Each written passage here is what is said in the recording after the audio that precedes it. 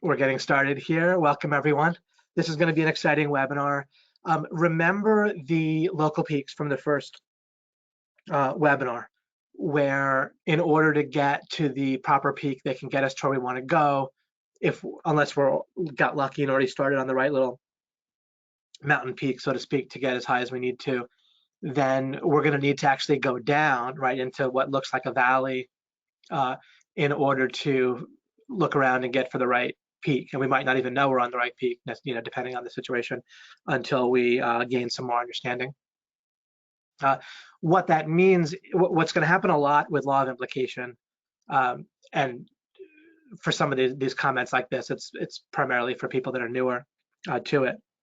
People that have been following me for years, obviously, like, already are familiar with this. But I often need to kind of break you into a different paradigm, which can feel like negative progress. And part of doing that can feel like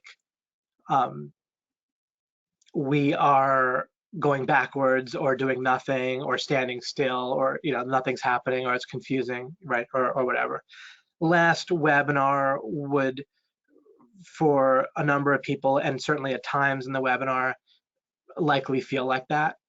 Not even so much from feedback I've gotten, but just from my own sense of things. I've been doing this for years, and I understand. I don't necessarily know the perfect way to do things, and I have my own flaws for sure. Like sometimes I might interrupt myself and lose my train of thought, or mean to continue to explain something and forget I was talking about something. And that's just suboptimal. But it's we're dealing with me, with my strengths and weaknesses. Until and unless we have somebody with my strengths and then some more strengths and less weaknesses, and that'll be much better.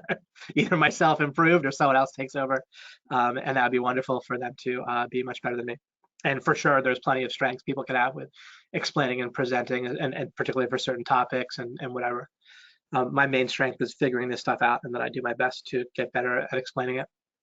But there's something that is, as far as I understand right now, unavoidable, which is that it can feel at times, especially if you're newer, like there isn't progress being made, or that you were going backwards. You just feel more confused than you started with, sometimes. Or at least, there might be a particular 10-minute stretch where you feel like you made no progress, or you're more confused than you were 10 minutes ago.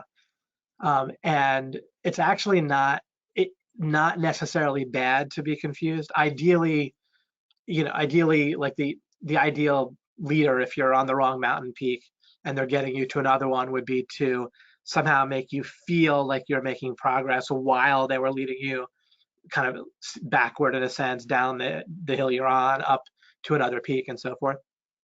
I won't necessarily always be able to make you feel like you're making progress at every moment. And sometimes there might have been a way to make you feel, or explain something better, or make you feel better, right? Sometimes if things are confusing, it's just because I just wasn't good enough in that moment, or good enough overall to explain things or figure things out in the way that I could have just really explained it better. But anyway, and yet the fumbling around has its own weird value. It's not necessarily optimal, but sometimes we're just stuck with it, right? Because I just can't think of anything better or whatever at that moment. But it has a weird value in the sense of a certain type of practice and an experience. And as you feel confused, your mind actually changes its state, even can be measured like electronically, where it's more open to change. So the more we learn to embrace a sense of confusion at the right times. There's times we don't necessarily want to be confused if there's a physical potential emergency going on, that it's better to have clarity, or if you're in a situation where you need to present yourself in a certain way to other people, where confidence can be compelling, that you don't want to appear confused in those situations. If leadership, or when you're being judged, or you're at a job interview, or just performing your job, you don't necessarily want to appear confused. We all feel that, because it might just be a social drawback culturally and so forth. But there's other times to embrace confusion when you're learning something. Of course, there could be teachers that are just not good at what they're doing. They could be confusing, and that's not helpful, right? But that isn't me. That isn't me. I might not be good at explaining things at times. Other times you'll be like, wow, that's amazing how we explained that. Other times, well, there could have been a much better way. But overall, I do know what I'm talking about with a whole number of things. Like I have a ton of really important things to share with you. And this webinar will likely will feel pretty much like some fairly clear with some pretty good progress. Super. Okay, great. That's a great, Thomas, that you got that all fixed up with the confusion with the link. All right, so let's jump into things. I hopefully completed my train of thought there. All right, so today we're overall, I'm going over the paradigm shifts that I put on a slide last time. Let's see where that is. Gold. Okay, so So what's that? Okay, so identity. So the 4 paradigm shift topics involve knowledge, power, identity, goals. And then I had slides for each one. With knowledge, we're talking about the method that I talked about in the second webinar. Over time, as you work with that method, like when I first explain it, it's going to be less obvious how to get a lot of like immediate benefit to the problems in your life that you're currently working on, or what you're most trying to accomplish. But at some point, if you continue with it, you'll be like, wow, David just flat out told me the answer to the most important thing. And that'll at some point come to you as you work with it. But there's all kinds of difficulties with applying it and pitfalls you're going to run into. And I'll just continue to help explain those over time. I'm not going to get into that as far as I expect to talk about in this webinar, but there's lots of important things that I want to show you with that. I just can't talk about everything at once. And I try to vary it up with webinars where it kind of feels like directly applicable and kind of more immediately understandable and applicable. I try to vary it up with webinars. So today I want to so that's knowledge, and then with power, we are talking about I haven't touched on this too much, and I'm still not going to go too much into it, but the paradigm shift with power, with law of implication, and the law of, again, when I mention the law of implication, it's really, at least I'm asserting that this is correct. So the correct understanding and paradigm shift about power, regardless of what I've discovered or the word or brand law of implication, is that the counterintuitive-ish paradigm shift is as you learn to operate more in terms of leverage, context. I've done a webinar series called like frames, dimensionality. When you look to get more foundational, that's where your power is going to be amplified regarding achieving particular goals and overall in life. You'll in practice be way more powerful as you learn to overcome the impulse to go straight after achieving something and instead build up in context. This is a good time to mention one particular type of book that I can recommend. There was a post recently asking about recommended books. I don't really have a lot of self-improvement books to recommend.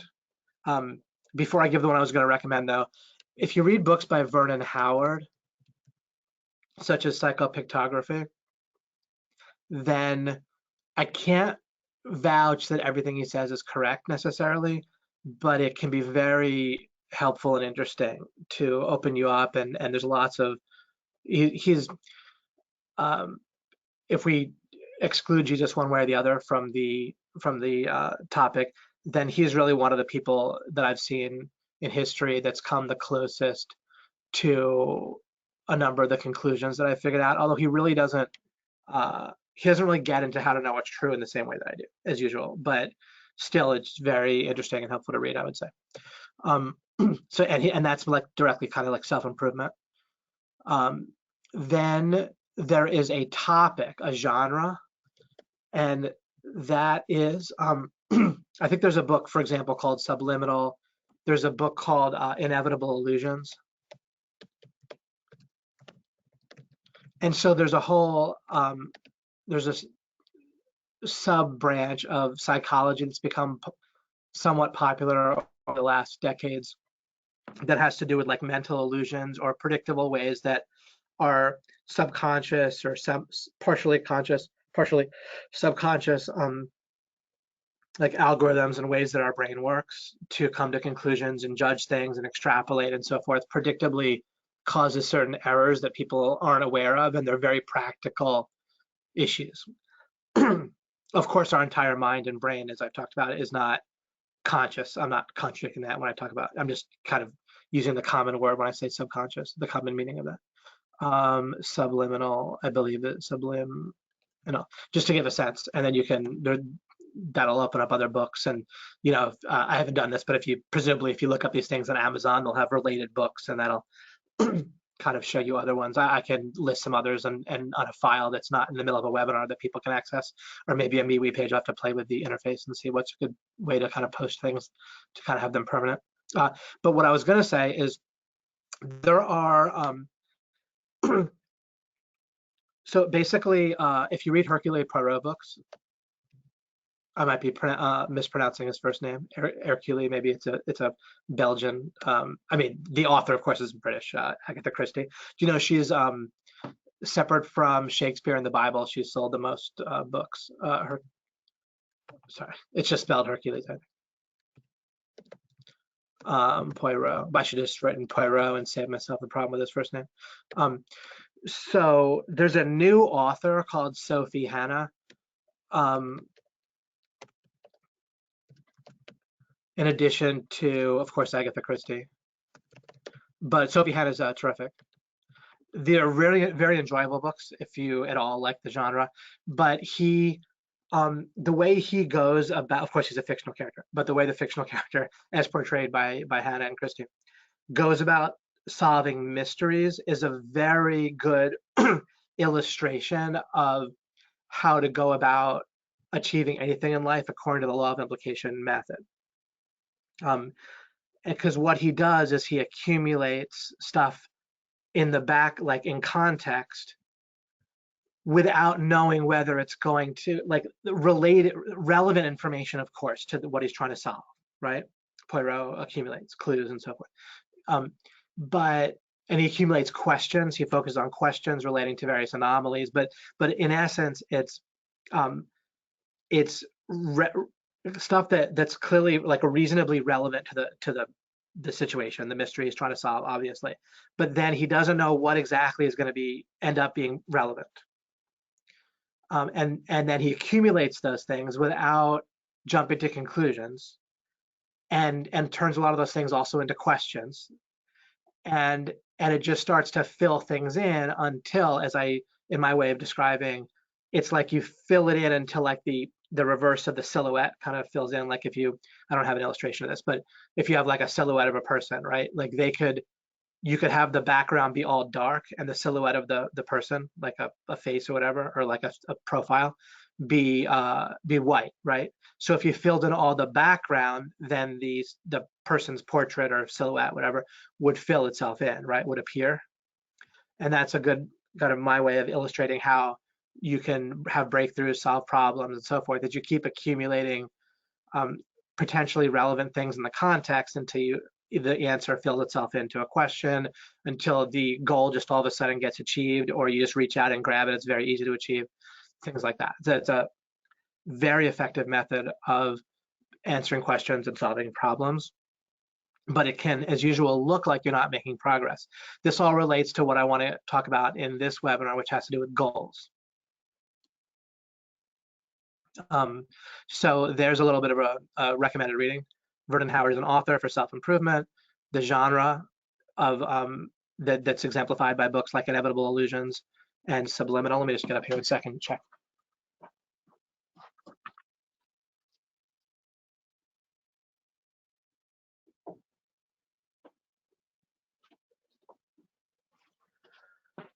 Yeah, here's Inevitable Illusion. So I got the title right. All right, and I find that to be a fascinating topic in psychology. Rather than just directly going for self-help, if you just learn how your mind consistently makes major errors, and learning, it gets you to think. You don't like necessarily memorize every error type, just like I don't teach like a ton of logical rules in this, and when I talk about law of implication, but we'll cover some of the major ways that we can go off, right? For example, when your mind extrapolates, at some point I just want to discuss about how crazily wrong people get things with how their mind extrapolates stuff. You almost just want to stop extrapolating or being aware of all the times it happens, so you can fix the constant errors with it that make and it relates to like reasoning by analogy too. As a practical example of that is how people pull in sales copy and sales templates into a new marketing campaign,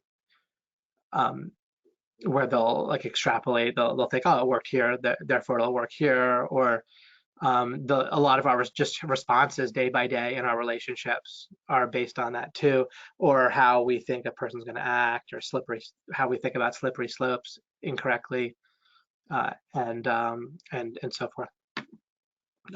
Which is slippery slope thing causes us to have disproportionate negative reactions to just kind of small stuff from other people, and then that can be a real problem in our relationships. And as you don't do that, then you're much more attractive and calm and confident as a person. Okay, so let's see here. Identity we talked about last time. Identity is a potentially difficult and potentially confusing, but radically helpful and important paradigm shift. I'll absolutely be circling back. Well, I don't want to use that phrase. It's circling back around, but but I definitely want to delve into this more. But I just don't want to spend webinar after webinar where I'm helping people make a shift where some amount of people have already made the shift, so it's a little bit less relevant. Although it tends to be interesting for people that have made the shift to still hear me talk about it. But then have people that have not made the shift. It helps to kind of pause and talk about some other things maybe first, and then work on that shift again.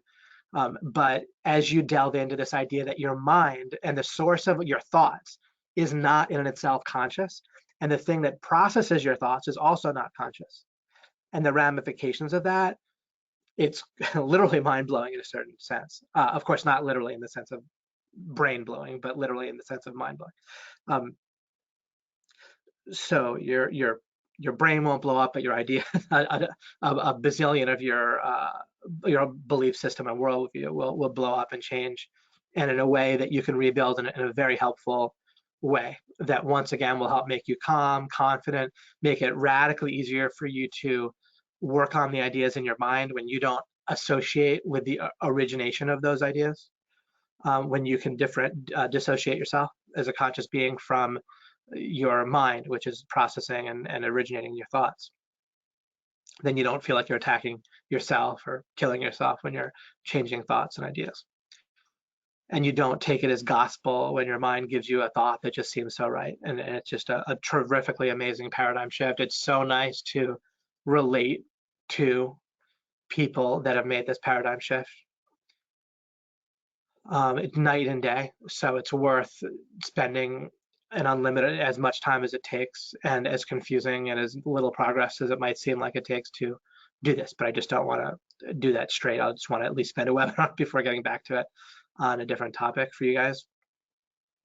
And okay, that was from last time. That's just more about the identity. Okay, so now goals and success. Now, I'm actually not going to talk about some of the things on this slide that I had last time. Totally good stuff on here. But I'm going to move along and talk about something very related. Let me actually skip over this slide here for a moment and come here.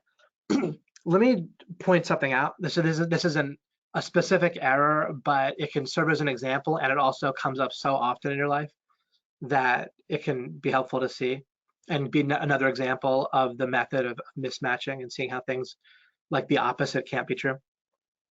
And so therefore, you know something, you can kind of prove something by showing the opposite is absurd or wrong. So as you go to achieve your goals, you're going to run into what I have on the next slide. and the these are going to kind of go together. So what I have here on this slide is going to be profound as you integrate it. And for those of you who already have, I know it's just a massive difference in your ability to just kick ass basically in life in a nice way, in kind of every way, shape, and form. So what I have here is kind of pretty accessible, pretty potentially easy to understand, um, and at some point you'll integrate it which means you'll feel it, and as you do, it's extraordinary.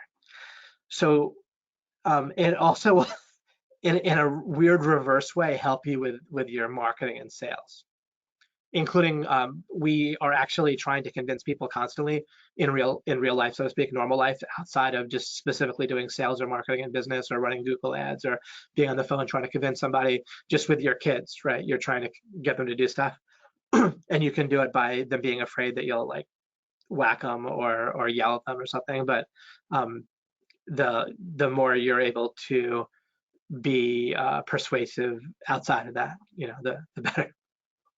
It kind of snowballs with your relationship with your kids, I would say, and your ability to influence them, right? The more you can't persuade, then that's not just with kids, it's actually in business. You'll to the you can go into a virtuous spiral in business, or a negative vicious cycle in business, where you have certain like leadership qualities that involve it's like persuasion, but it's like people want to kind of follow your lead, right? And this will help with that as well, and pretty much anything that has to do with an ability to get people, like there's persuasion and there's leadership, and there's a place where they kind of overlap, where you're not quite talking to someone in a way that you're trying to sell them, but you're communicating, including with your total, your demeanor, your actions, what you say. There's a little bit of talking to them, trying to inspire and therefore persuade, right? So there's a little bit of like sales-ishness, but then there's a little bit of action, a little bit of demeanor, and very importantly, there's a fourth component, which is your past success, behavior, calmness or not, being correct with certain calls or not, etc., which is very relevant. So how you've interacted in the past, how you carry yourself, some direct kind of persuasion, inspiration, and I've already mentioned them. So there's one I'm missing, but I said it right before.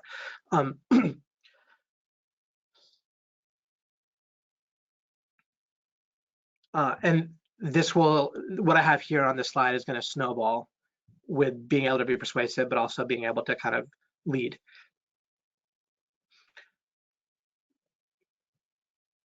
All right, so what I have here is there's a couple of things together here. It turns out that when you go after achieving a goal, right, which we're always doing with everything, success isn't just something you have or not, it's something you're trying to, every time you want something on a small or large level, right, including whether to just wanting to persuade somebody in the moment and achieve a project with people, etc. You end up with a choice that is going to get made one way or the other. That has to do, and if you try not to make the choice, you'll end up in the wrong, generally, or maybe always. And it's between easy, certain, and pleasant. So you can go after a goal in such a way that it's guaranteed to be easy, and you'll certainly achieve it, or at least certainly what's at least for sure certain is you'll maximize your ability to achieve it. So if it's not fully possible, or if you can only achieve, in some cases you can achieve part of a goal and not the rest. Like let's say you want to make 100 sales of something or make a certain amount of money. Maybe it was only really possible, just given the circumstances outside of your control, that at least in a certain time frame, you're only able to make like 60 sales, right, or something. But if you really maximize things. So what's certain is that you'll not necessarily achieve every single goal, but that you'll maximize your contribution to that, and therefore achieve a ton and plenty for what you actually need in life and everywhere. So easy, certain, and pleasant. Or you'll end up going about a goal in a way and leading others, like to the whole project, if you're either leading it or we influence other people, whether we're the leader or not, right? And so the kind of by a lack of leadership or by our wrong leadership, et cetera, or someone else's wrong leadership or suboptimal leadership, it will go after things in a way that is fast, but uncertain and unpleasant. And therefore, when something's uncertain, that means the fast, you're not actually achieving your goal faster. You're just in a rush. Like a rush doesn't actually make you have faster success, right? But you're trying to have success faster. And so you're trying for fast, and what you end up with is uncertain and unpleasant. And in terms of how fast a goal gets achieved, it might be never, it might be faster than if you went about it the better way, right? Like for example, right now you can go to Vegas and bet all your money on one roll, or maybe you have to do that several times to get rich, depending on how much money you have to start with. But you could possibly get rich faster that way. But that really isn't ultimately, trying to make money that way is going to be uncertain and unpleasant, right? Unless you get extremely lucky. If you get very, very lucky, then you can write a book about how to become successful, right? Or you can do webinars, or you can have a whole product about it, right? That's what happens in business a lot, right? Someone will do the equivalent of going to Vegas, get lucky once, and then they'll make a whole product about how to get rich, or they'll make a self-improvement thing, or they won't even do it once. They'll just get venture capital money and make it sound like they did. Or spend their whatever, one way or the other, spend their credit card money and make it sound like they did. All right, but here's what's fascinating. I'll illustrate it one way first. I was watching somebody talk who does Google ads, and they're a smart guy. They're actually talking about evolution. It was Perry Marshall, and they had a cool take on evolution. But in the talk, he put up two ads side by side and said, which one of these do you think converts better? I won't. It would take long if I tried to explain why he did that, but it made sense in the context. And I correctly, not just guessed, but I was sure that one of them would convert better. And it was, I don't have the exact slide or the exact wording, but it had to do with advertising a course on like self-defense, like martial arts. And they were exactly identical about, you can get this info course. I'm paraphrasing, but the meaning of it was you can get this info course on self-defense. And the only difference was one said easy and one said fast. And I was sure that the one that said fast was going to convert better, and it did. It was basically about double that it converted. I actually think that leaving out the word easy and having neither easy or fast would convert better than having the word easy. And I think adding the word fast would then increase conversion. So again, I think you could probably have 3 ads, one that had neither word, and it would be in the middle, and then easy would actually be a negative. So people actually have a negative association, but this is fascinating, with easy. So easy sounds suspicious. And with ads, that can even be reasonable in practice. It could be that if someone says, you can make money easily, that could be false. But actually, if they say you can make money fast, then that could be false as well, right? Just as likely. But fast sounds better to people because what people think, the way that people intuitively feel like the world should be is that they want stuff fast, but they feel like the trade-off is they're willing to have something be difficult if they can have it faster, right? And they're willing to deal with, including emotionally difficult, where it can be unpleasant. But so people feel like that's how things are and should be. And what people also, when people are going after goals, of course they don't, if they were assured and were clear on that fast was coupled with uncertain and unpleasant, they wouldn't necessarily choose that, right? But when fast is contrasted with easy, which is how it looks like in life, then people figure they want fast, not even because they're bad people, but because easy just seems like, oh, it's too good to be true. It's lazy. It looks slower, right? Like what's slow seem like you're not taking massive action, you're not focused, right? You're not making the same type of progress. Fast just seems like, yeah, I have momentum, I'm focused, I'm motivated, I'm moving, I'm going, and I'm willing to pay the price. I'm willing to sacrifice, right? Intuitively, it feels like sacrifice gets you a reward, right? This is why, like fraternities with hazing, when there's hazing, it creates the illusion, but it's the illusion itself is real, and so there's a reality to it based on that. Where when you go through hazing, it makes um, the brotherhood, so to speak, seem more valuable because, in a sense, you had to pay more for it, right? Same way that sometimes you, depending on the product and the genre, you can raise the price and sell more, even more copies of it, not just more total money, or at least you can make more total, right? Where the amount that you sell fewer is less impact than the price raise, that you make more overall. Um, so when you one of the ways that our mind approximates things or guesses on what's correct about stuff is that which our mind has to do, right? Our mind is constantly trying to make conclusions and needs to, by the way, just so you can make some choice. It needs to make conclusions based on imperfect information. There's all sorts of stuff that, first of all, we can't know even if we worked at it, and certainly in the moment, our mind just has to operate, and we have to choose. Give us some impulse or sense of what makes sense, what we should choose, right?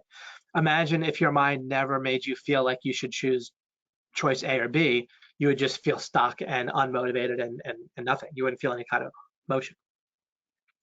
Sometimes it's actually can be helpful if you don't want to feel motion, so you can stop. So your motion could be in terms of like reflecting and thinking it through, right? But anyway, it, it, our mind isn't built wrong.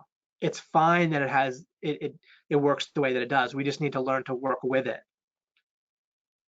much better.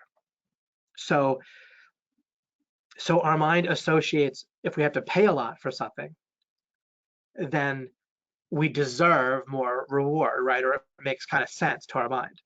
So it makes sense that the fast, uncertain, and unpleasant just makes sense to how our mind processes. And so you keep choosing this, or at least you keep having the impulse to choose this, unless you've made a counterintuitive and rare paradigm shift. If you make that paradigm shift, you wouldn't believe the benefit. I mean, my gosh, and some of you would because you experience it, right?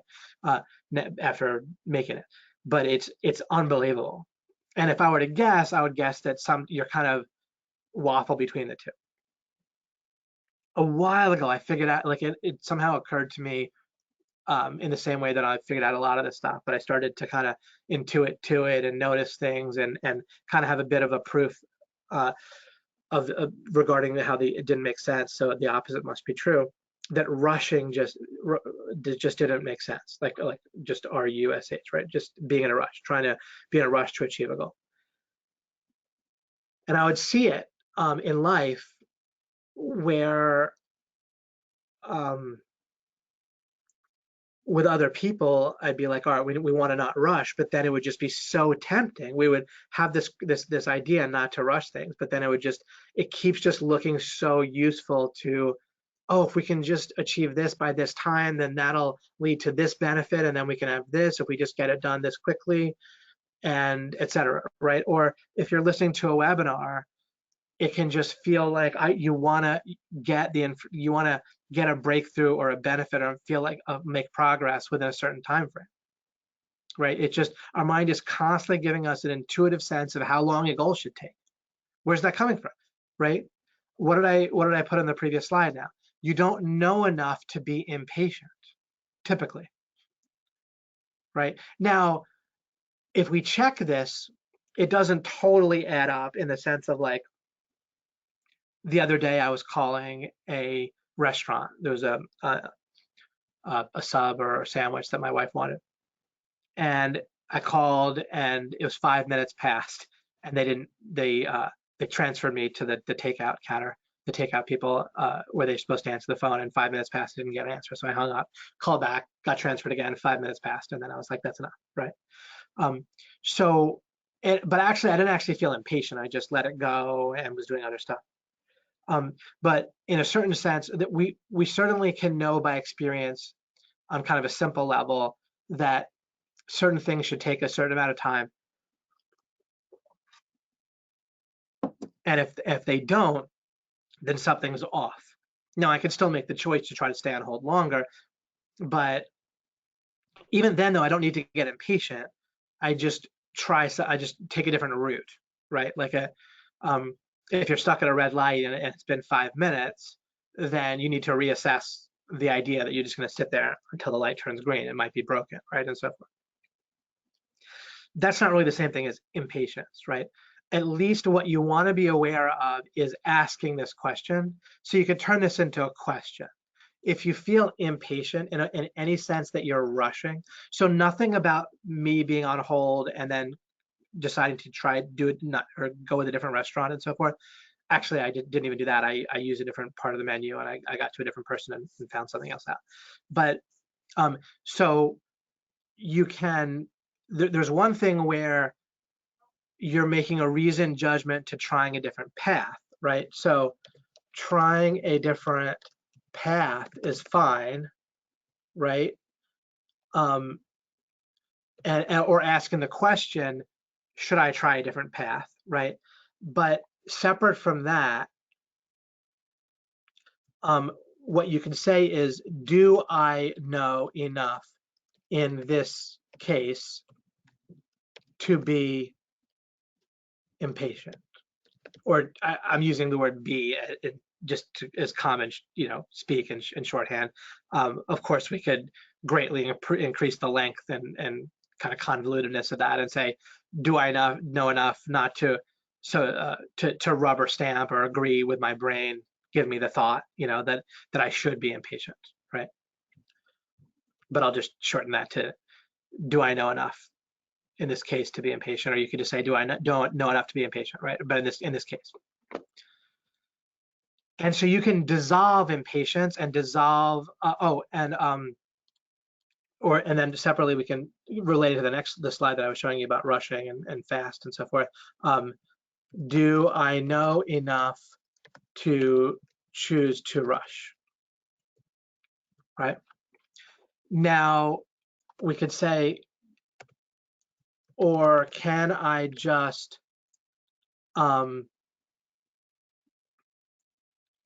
increase my resource, increase priority / resource investment? So what I mean by that is, suppose that it would be really helpful to complete a project within 5 days, because if you did, that would lead to a second benefit. What I will try to do strongly in those cases is avoid committing.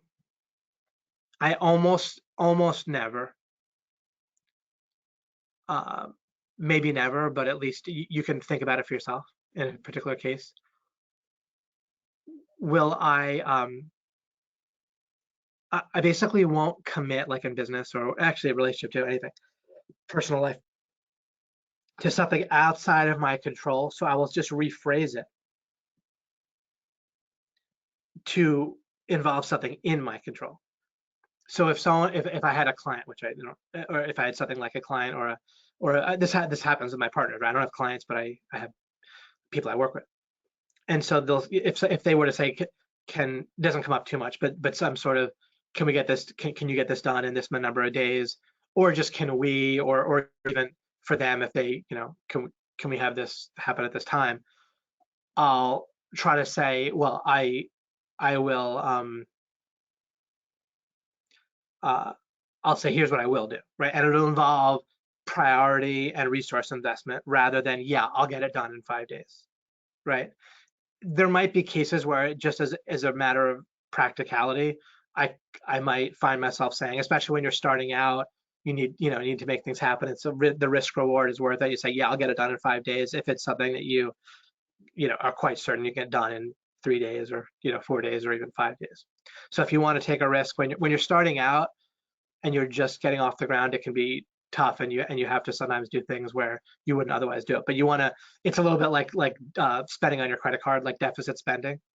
So committing to something that you can't be sure of, where instead of rephrasing it to, well, I'm going to prioritize that, like all the hours that I'm able to do any kind of business or work, I'll be devoting just to your project, right? You could say if it's true, right? And I'm gonna be pushing and putting aside things in my personal life and devoting extra time. So I'm gonna devote extra work hours and and all of those work hours are gonna be on this project. I might try to say something like that, right? Or that type of thing, right? That can give you a hint of what type of thing to look for. And that'll often take care of stuff. And now you're not rushing, right? With a rush, you're basically saying that you're certain about something that you're not certain about, right? That you can do something in the future that you don't know, Um, Now you can say, well, David, isn't it still a promise about the future saying you're going to put all your resources, right? Well, I mean, you can continue to hedge if you want. You could say outside of some crazy emergency, or you can just leave the house, right? You don't necessarily need to say that. Um, so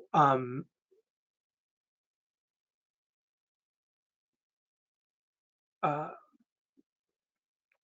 of course, it's much more in your control to say priority and resource investment rather than, yeah, I'll get it done by that time, right? They're both about the future. You both don't technically know either one, but one's way more in your control. And so, as a practical matter in life, you don't you when you're thinking about the idea of whether you know things,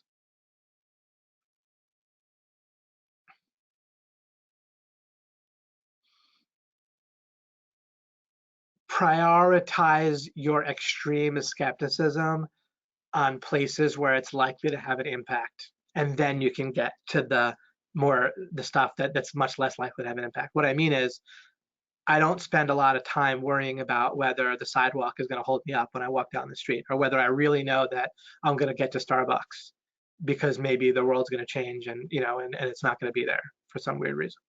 You see what I'm saying? Like, technically, I don't know that Starbucks is there, right?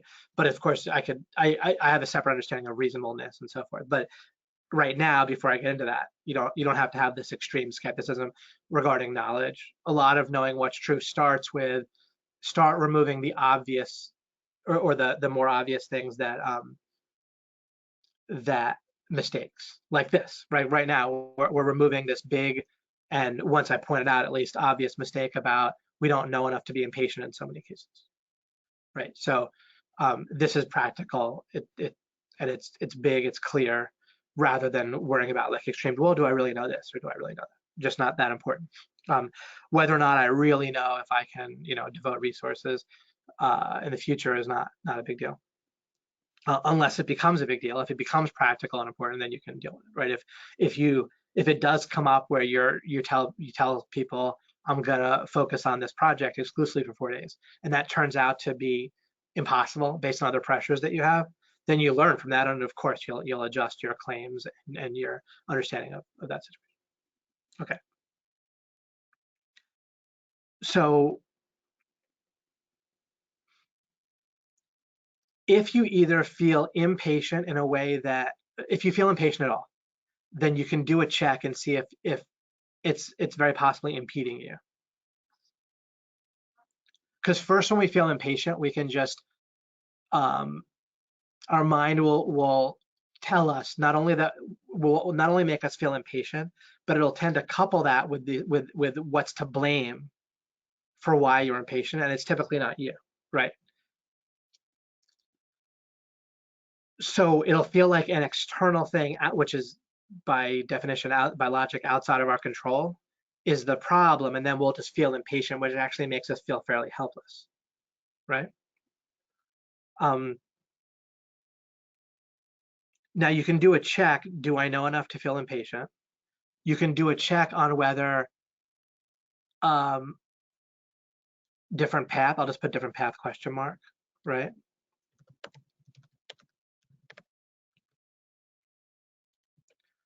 Now, if you feel impatient listening to an LOI webinar, then the problem is it can certainly feel reasonable to a new person. Oh, well, isn't there so many, aren't there so many other people out there that claim to help me be successful or whatever? Well, in my case, hopefully the person will guess to keep going as best they can. They can't know one way or the other, but I try to, as early as possible, show that I'm different, which not totally possible, right? But with me, you don't really have a different path necessarily. You can try to work on things on your own, but that's going to probably take even longer than having my help, or like 100 times longer, no matter how much I might stumble here or there on explaining something. So different path, right? And again, regarding my case, the answer really is realistically no.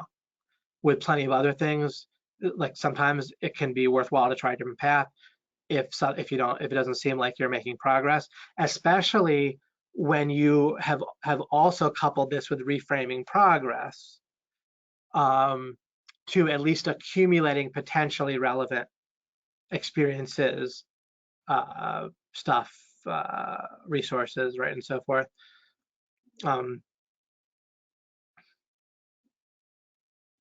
Like if you're trying to make money, or you're trying to find somebody to be in a good long-term relationship with yourself or something like that, then at least you don't necessarily have to be concerned if you're accumulating experiences, resources, relationships. A resource might be a website that you've built, whether or not it's particularly making money, but you're learning things. If you're overall, I mean, this kind of gets in the weeds, right? But what you can ask is regarding different path. You're not looking for a path that's necessarily going to get you there faster, but you do want a path that's going to increase your understanding.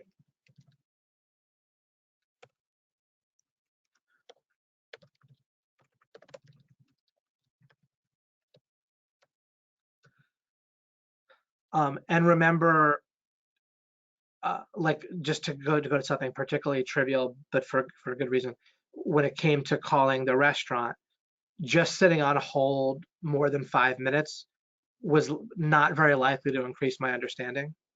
And I'm not being sarcastic there. It possibly could have, right? If after 8 minutes they picked up, then that could have been good. But trying a different menu option and seeing what would happen there was more likely to increase my understanding, and it did. And then I found out they didn't even have the thing exactly that my wife wanted, and so I just went to a different, got from a different place with something else she likes. So if you're thinking about a different path, the way to avoid making a mistake there, or kind of feeling hopelessly confused, or like if you're trying to make money and you make just picking something at random. I'm not being critical or either praising or being critical of any particular thing, but suppose you make an e-commerce website and you're spending some money, you made a couple sales, but it's not really picking up. Nothing's really doesn't seem to be maybe a bit of a dead end. You're thinking, do I need to take a different path? And this is when people feel kind of confused. And one of the places, where does your mind go, by the way, to try to figure out and think about things, including how you feel emotionally and what you should choose to do, is sunk cost. Well, how much have I put into this already? Or how attractive is the personality of the guru, right? You don't think, you wouldn't phrase it that way, but that's what your mind is doing, in a certain sense, of the guru that told me to do this, right? Those are not really relevant things for your mind to be taking into account. What you want to be making the decision based upon is the different path. It hardly even matters whether it's a different path within that e-commerce website or trying a different type of online angle, somewhat, either a different traffic source or not e-commerce at all, and trying affiliate or trying to do some client stuff. What you want to be doing is trying anything that is likely or reasonably likely, or your best guess to increase your understanding of how to get to where you want to get to. If you're not so clear on the goal that you're trying to achieve, then that can help you. So just stopping and thinking about that. But clarity on a goal might be a certain amount of money, but then in addition to that, you can try to think about, well, what would happen right before I made my money goal? Like if you want to make $5,000 a month, then you might ask yourself, what happened before that, and then what happened before that, and start to get a sense of things.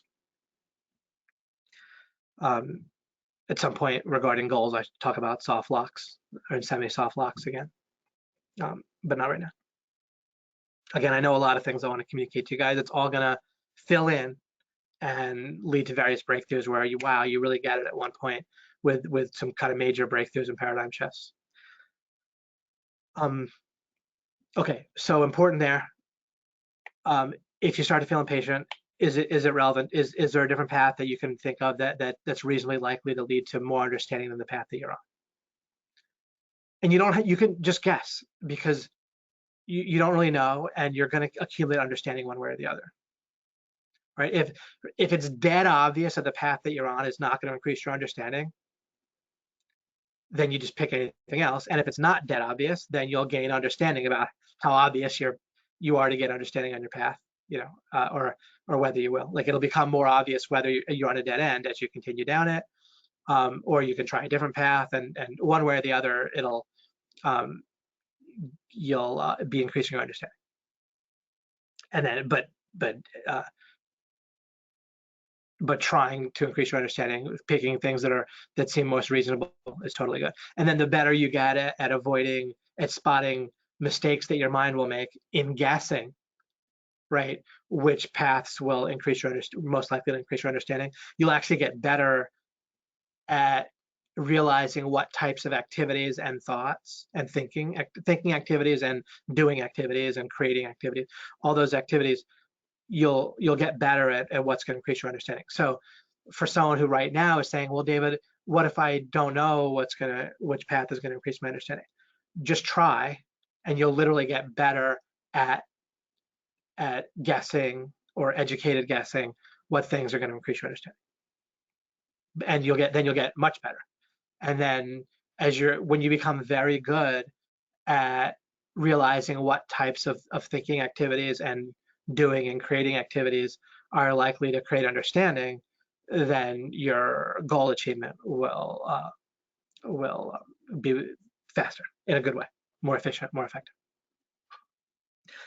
So it all works. Trusting me will constantly pay off.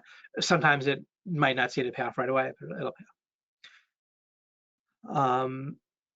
It's not that I can't ever be wrong, but it's just a good bet in life. Like compared to all the other bets in life, and compared to the other people, including yourself, that you can trust, I'm a really good bet. Believe me, so to speak. All right.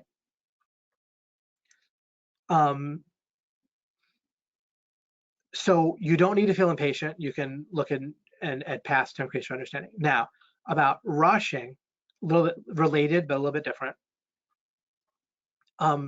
So let me make sure I explain about the do I know enough in this case to be impatient. There's a kind of a proof hidden here.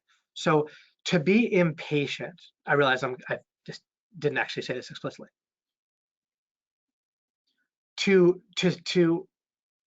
agree definitively with a thought that comes from your mind of this is taking too long. Right, so let me put that phrase.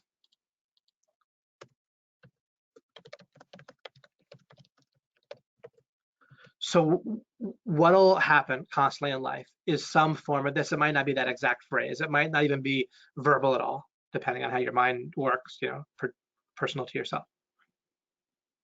You will either get a feeling or a partial, whatever, some kind of thought that is the same, it's equivalent to this is taking too long.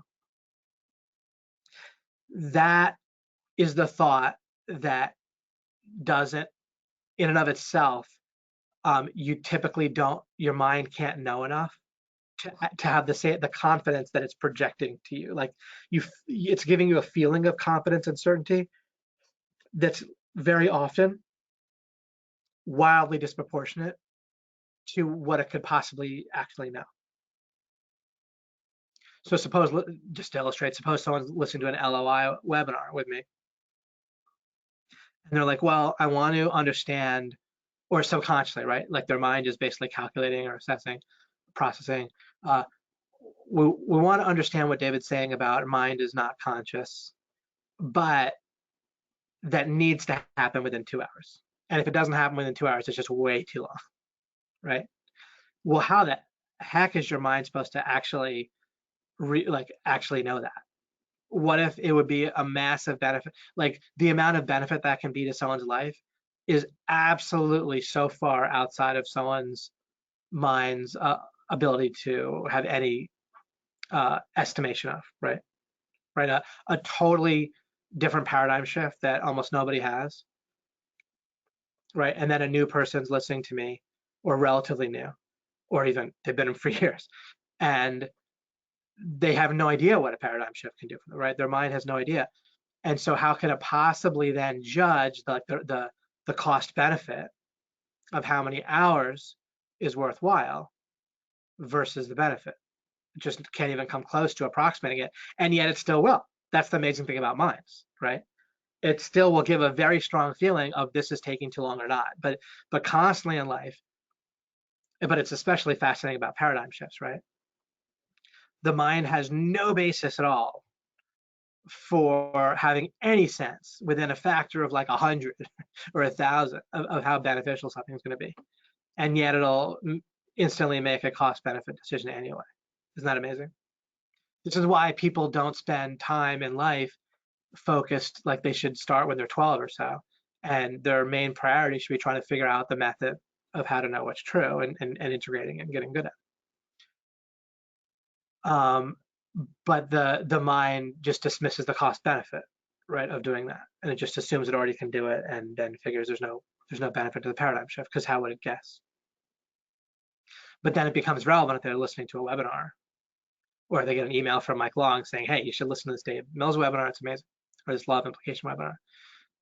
And so lots of people look at that and their mind makes a cost benefit decision, gets it wildly wrong.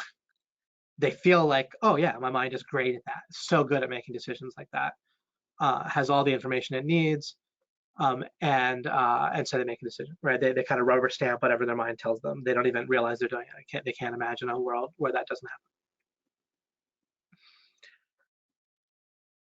So see, when your mind gives you the logical equivalent of this is taking too long, and however it communicates that, you need to stop and think whether that is it has a basis for that. This comes up with relationships, right? Or even how quickly another person will do what we want, right? They should do what I want in a dating situation or relationship situation faster, sooner, right? Does our mind have, or just I should meet the person of my dreams sooner, needs to happen right now, or needs to happen within a certain time frame, or else I'm a failure, or I won't be happy, or I just will be deprived, right? I'll lack too much. But how could your mind possibly know how long it's supposed to take to meet and develop the relationship of your dreams? And yet, most everyone's minds makes that judgment, right? Oh, this is taking too long. Oh, I've been trying this for years and it's not working. But what's the actual basis for your mind making that cost benefit decision, or the idea that it should take such and such? Well, there is a way, right? Norms and standards and looking around or whatever, right? But it'll no matter how little information or no matter how flawed the information, it could just be that on sitcoms, people are in relationships or married and they're a certain age, right? That could be what your mind is drawing on without you realizing, right?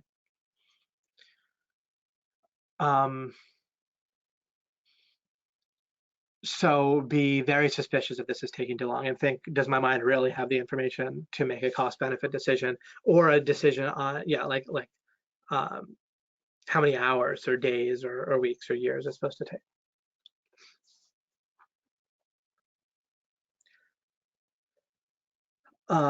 When it comes to any time when it feels beneficial to rush, just to tie off this thought here, ask yourself, how about instead of rushing, I just increase the priority and therefore the resource investment of time, possibly money, possibly calling in favors, like kind of, all right, guys, let's all focus on this, only this task, right? If you're part of a group or you're leading a group,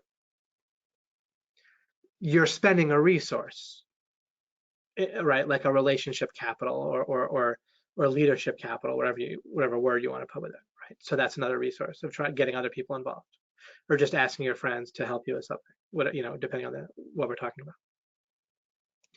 Or you're just with one relationship partner, right? And you're trying to get something to happen faster, and you're kind of asking them to move it up on their priority list. Well, you're expending a certain resource, right, in doing that, and that can be good. It can be, but it's a decision. You say, am I rushing, or do I just increase the resource investment? And here's the thing. Let's suppose you're in a love relationship and you want something to happen sooner. Then instead of getting it to happen through a negative push, through a sense of rushing, because when you're rushing your partner regarding getting him out the door or getting into bed with you or professing their love for you or whatever it might be, there's a negative push where you're communicating that you're getting impatient and you're going to get more and more upset until they do it, right? Or you can ask them to make something a priority more explicitly. Now, you can still phrase it in terms of tone, your demeanor, and the actual words that you say in a way that's more effective and less kind of stilted or weird, right? You don't necessarily say, like, can you increase the resource investment towards such and such, right? But however is an appropriate way to communicate it. If you think of it in that way and communicate it in a positive way where you're explicitly asking them if they can prioritize such and such, or you're recognizing that it's a cost to them, but potentially, or you can say, would it be? Would it be too much of a cost to you? It's hard, right? Like if you want someone to get out the door faster, you can do your best, right? You can try to do your best to say calmly or some way. You can't. There's not always a way, right, with people, but it's really important to me that we leave by 9 o'clock for the following reason. I realize that might mean not that you rush your makeup or whatever, but you cut short, that it gives you less time to put on your makeup than you might want to. But in this case, can we try to get out the door by that time?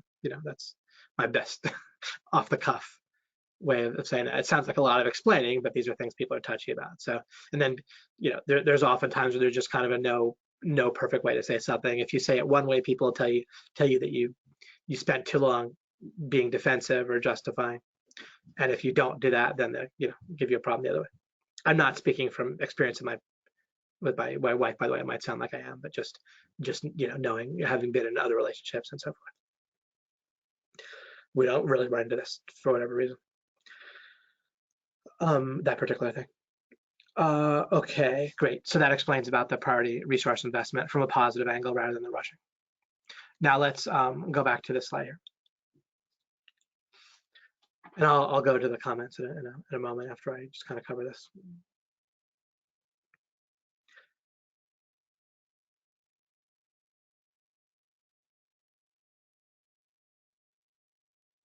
So why is it that easy is constantly coupled with certain and pleasant? Well, let's imagine we're Hercule Poirot. And as portrayed, I just read I think Sylvie Hannah's written 4 books now, and I like them a lot. And of course, there's plenty of great Agatha Christie books with him. So when he starts trying to solve a case, then he literally says, like, I'm sure that I'll solve it. I always solve it. Now you could say, well, he's a character in a book. Of course he can say that. But I feel I live my life in a pretty similar way. But I don't think that I'm, omniscient. I'm omnipotent. I don't think I can accomplish anything, but I think I can accomplish things that can be accomplished over time. And so Hercule Poirot, he's sure he'll solve it. And so what happens is he has a very pleasant time doing it, and it's emotionally easy. So I've talked about easy before, and not in this series though. So I'll give a quick reminder. If you try to sit absolutely still, I'm doing a proof of the opposite here again. If you try to sit absolutely still and don't move and don't think about anything, that's actually not easy. That's actually hard to do, right? And it's annoying, it's boring, right, and so forth. Over time, might be interesting for a moment, but over time, it's not great. So merely the fact that your mind is processing thoughts and or that your body is moving around does not make something hard. Do you see what I'm saying? So the fact that something takes a lot of steps, if I walk to Starbucks from my house, which takes about 8 minutes, if I were to list, if I say, oh, I have so many things to do, but people will do this with things that take about the same amount of time. I'd be like, oh, first I have to take one step towards Starbucks. Then I have to take another step. Then I have to take 3 more steps, then 7 more steps, and then another step. And then after that, I have to take 8 steps, right? I can go on and on and on, right? And so it could be like I have 100 things to do, or I have 1,000 things, or however many it adds up to, right? Things to do. But they're all like just, taking, I could just say, oh, I'm going to walk to Starbucks, and it's pleasant, easy, right? So the exact same activity can be framed accurately as 1,000 steps that I emotionally feel will be kind of a little bit difficult, or maybe not even, just the sheer number of a bunch of otherwise easy things might seem difficult, right? Because people have, oh, I have to make an appointment here, and then I have to do this, and they're all actually like super quick and easy, a lot like walking a few steps, but it just seems like there's a lot of things to do. So it can sound difficult, right? Or like there's a lot of stuff to do, but instead of just like, oh, I'll go to Starbucks and it's like easy and pleasant, right? So it's so strongly on the frame. Activities, whether something's difficult is actually a function of internal conflict. Internal conflict. So effort, I'll write this on the slide here underneath. Effort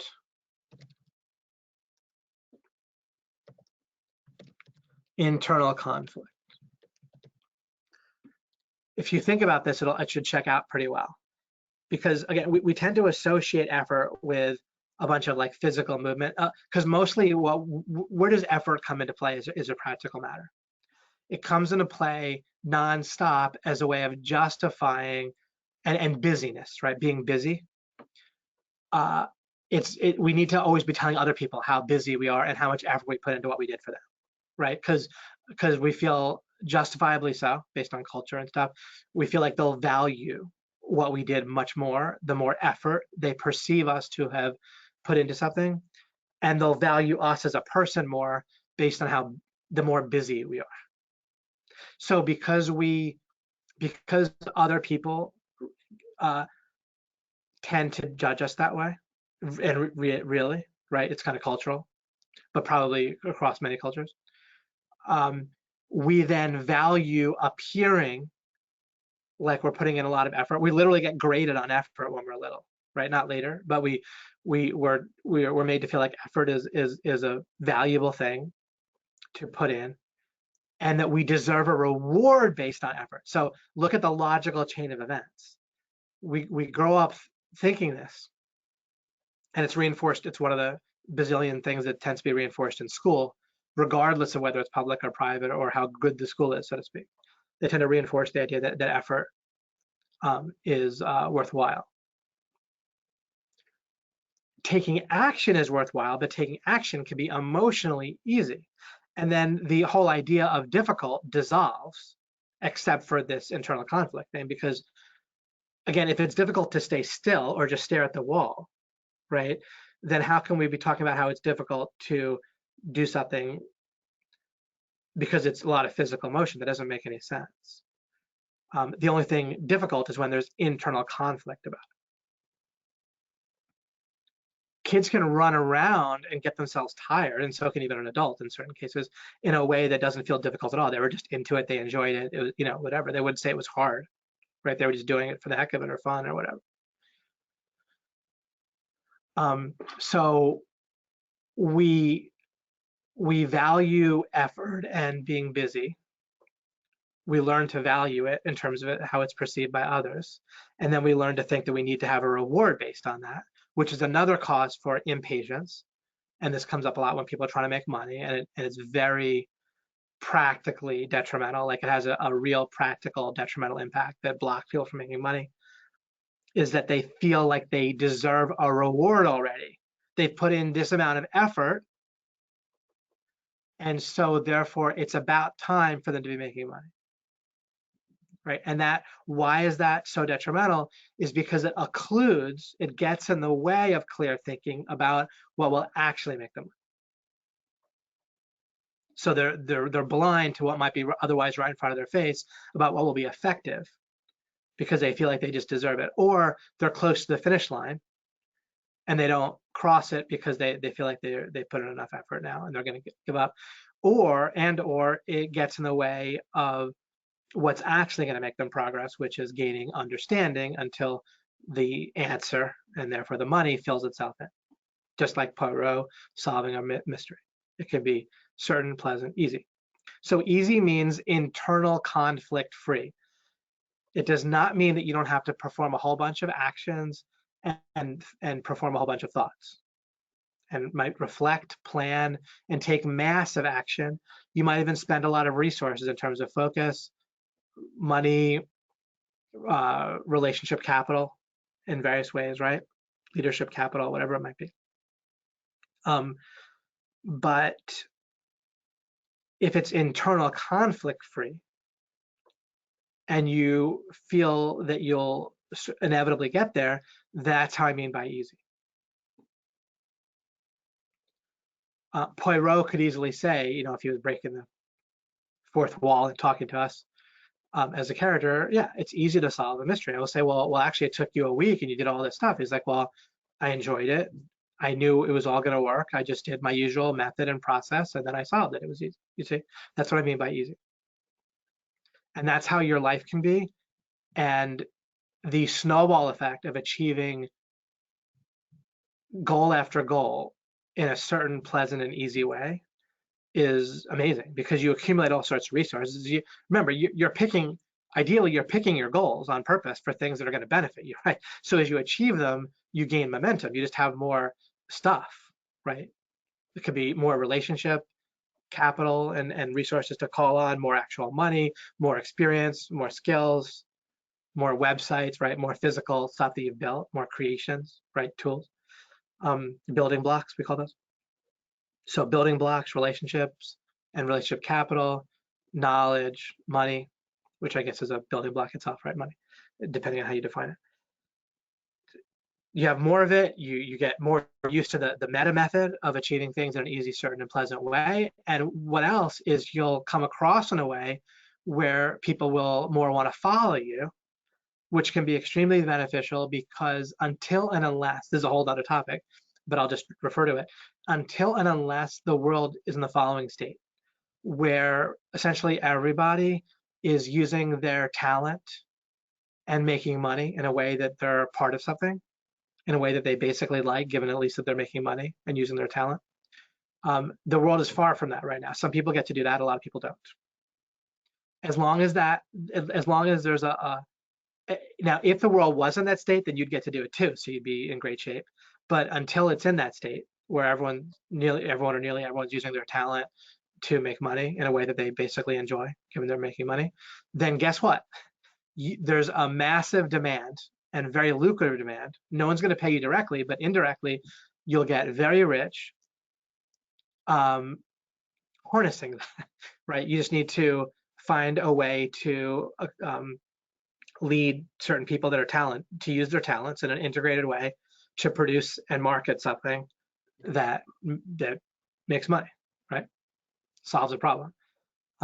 And so again, there's massive demand for one particular thing. Whatever else is going on in the economy, and however technology changes, the internet gets invented and developed and so forth, massive change in things.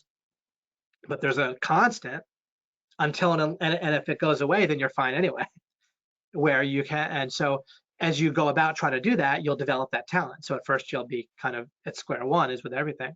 And I don't mean it, you have to stop everything and not make money some other way that you're already doing or something. But you can get very wealthy leading people and integrating a business, basically, right? Or a teamwork or partnership, but it's some sort of business. Um, I never even made a business entity with other partners on the legal business entity. I just had my own legal business entity, and we just split money, but without it there being a legal thing. I was legally obligated, right? Just like you don't have to form a business entity with a vendor or a client, right? You have an agreement, but you don't actually have to have everyone on the same like LLC or whatever. Okay, so I just want to point that out.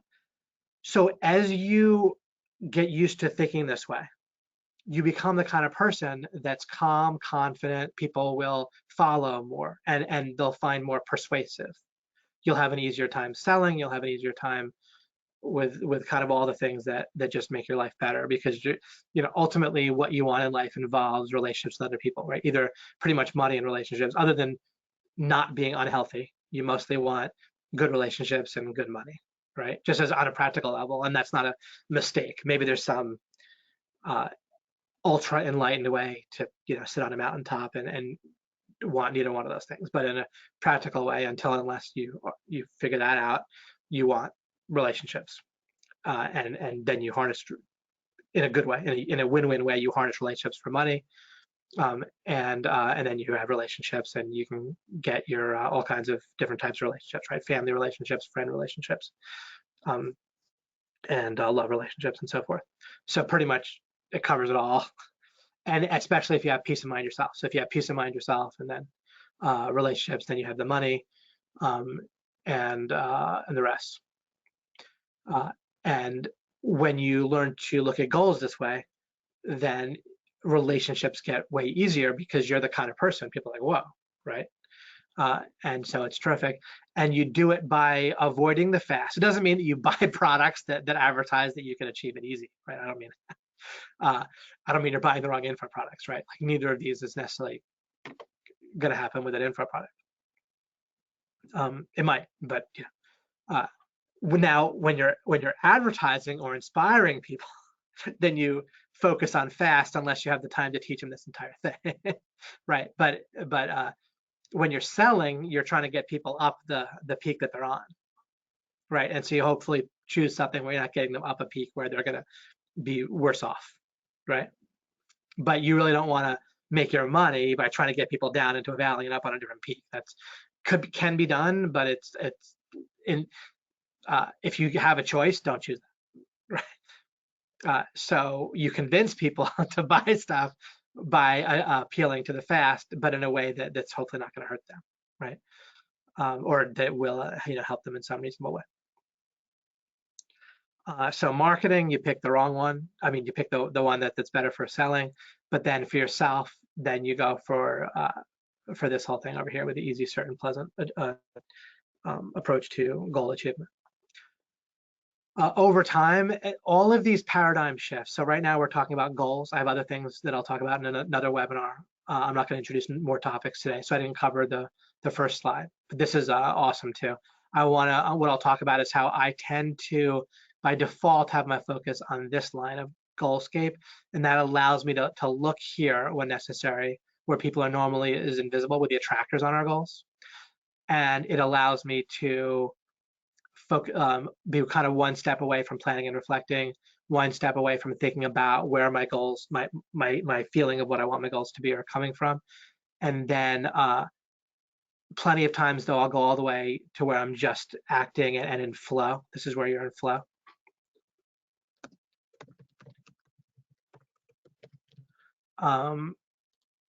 But this is also where you can have much more momentum, but more emotion. But emotion is like energy and motion. It's emotion goes hand in hand often with momentum and so forth.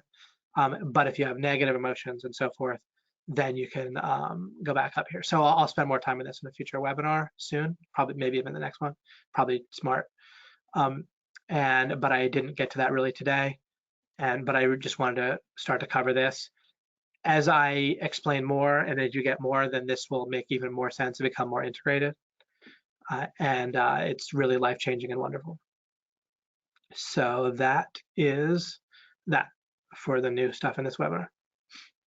Okay, let's take a look at the 5:02 p.m. Let me refresh this.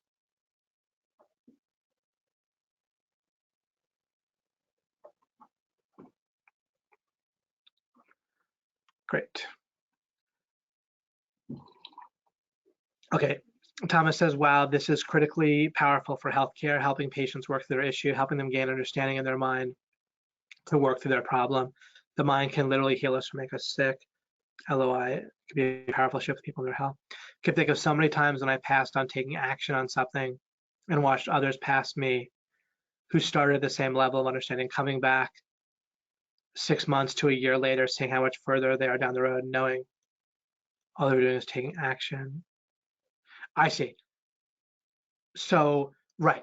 So when you take action, that the reason, what's actually helpful about taking action, in some cases you get lucky and you just happen to be on the path that's gonna, or the peak slash path that's gonna take you straight to achievement, and that's that. But many times that won't be the case, right? Of course, anytime that you would get lucky, you don't need law of implication or any success philosophy or anything. All of us sometimes achieve goals, and we don't think of it as getting lucky, but you basically do, unless you're omniscient, right? Like unless you have all the knowledge that you needed to just achieve a goal directly, then you got partially lucky in achieving it. Separate from being omniscient, the methods that I'm talking about goal achievement, like the Poirot, illustrated by Poirot, or the filling in the silhouette or whatever, you don't need to be omniscient. Sometimes you can know certain things. You can know that that method is the optimal method for going about achieving goals in general. So again, you don't know how, you need to know everything to know some things. And so taking action, as Thomas talks about, is a great way to increase your understanding in many cases. But your meta idea is you're trying to increase your understanding of things potentially relevant. You don't even know what's relevant, but of course you can take reasonable guesses on what's relevant to achieving your goal, whatever it is. And so taking action is a great way to gain understanding. Of course, you need to couple it with some amount of reflecting and planning. But taking action can also be a way, without the right overall frame of seeking understanding as progress, then someone can take action and take themselves backward. They either get lucky or they blow themselves out, right? So taking action coupled inside of the frame of understanding, of seeking understanding as progress is what's really magical. And now, of course, without someone really fully understanding that, they can approximate to things where they're like, okay, I learn, and failure is just feedback, and that helps people in many cases approximate to a situation where they take action, they learn, they stick with it, and they get to where they're trying to get to. But that kind of surface successful method and philosophy that's typical, as I talked about on the very first webinar, that works if you're on either the right local peak or close enough to the right local peak where you can go through little valleys, right? Like you can drill into the local peak metaphor, that illustration, where there's not just one obvious peak, but there's like a little tiny valleys and potholes and so forth that you can go in, but determination can get you through those. But it won't get you it won't help you if you're on like kind of a fundamentally wrong peak, right? And so people that are following the normal success philosophy of being focused and determined and picking themselves up if they seem to fail or have a setback, what they're doing is getting around little dents in the local peak, but they still can't get off of significant local peaks that they're on. And that's where you'll see that if you look at their life more closely, then they're achieving success, but they're also stuck in other peaks and they're not getting success in other areas of life, typically. Excellent, thanks, Thomas. Hey, Sullivan. Ruben says, can you talk a little bit about goals that can be achieved when you hit a certain threshold and goals that aren't threshold goals? Oh, how do you tell? Okay, so I talked about this in the first webinar. Let me see. Let's see here. Don't think I have the local peak on this slide. I'm going to turn my screen off for a second and just get the other one. How do I do that? Okay, paused.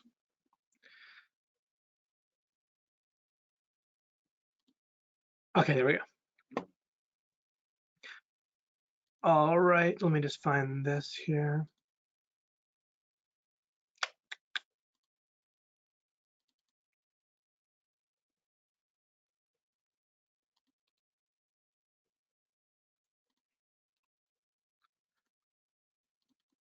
Okay.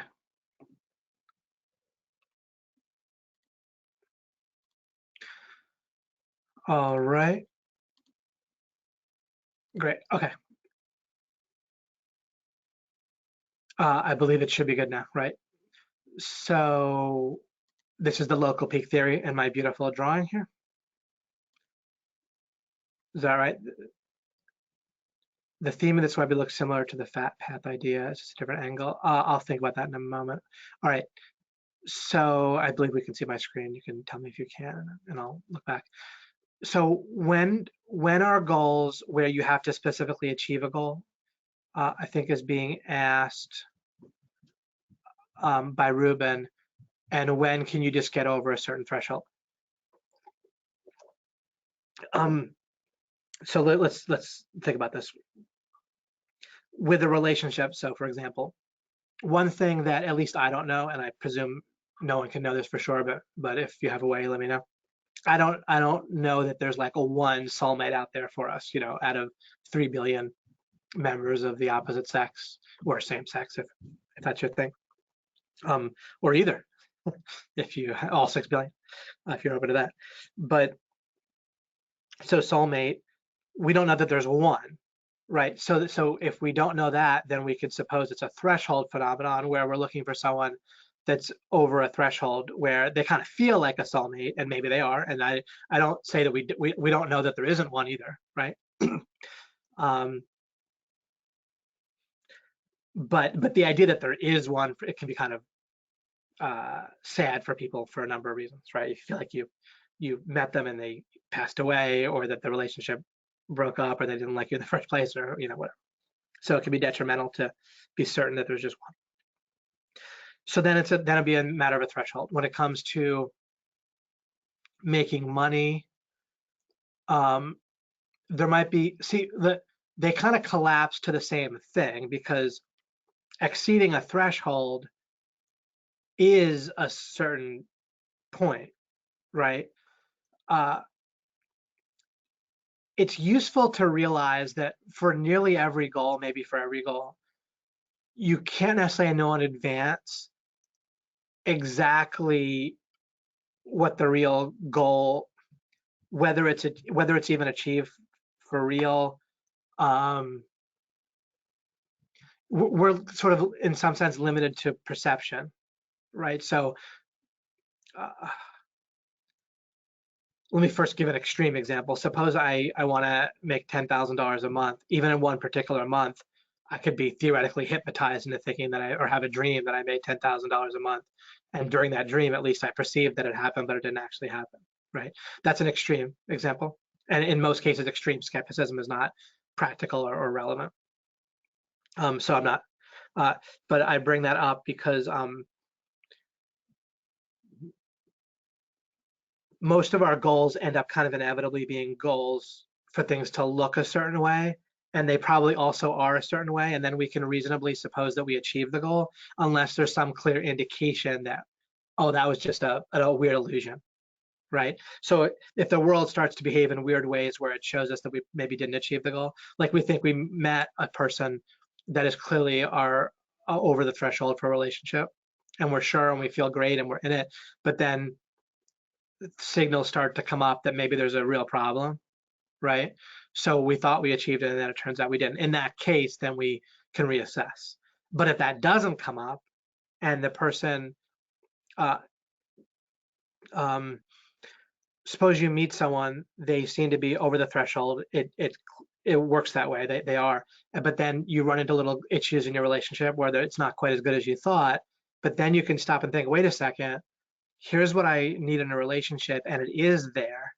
And now I'm just nitpicking, or my friend's having a good week with his girlfriend and telling me how great it is, and I'm looking at my relationship, and this week hasn't been as great as that, and that's creating this kind of norm or standard that's kind of arbitrary. Oh, I should have that, what my friend has for a week, right?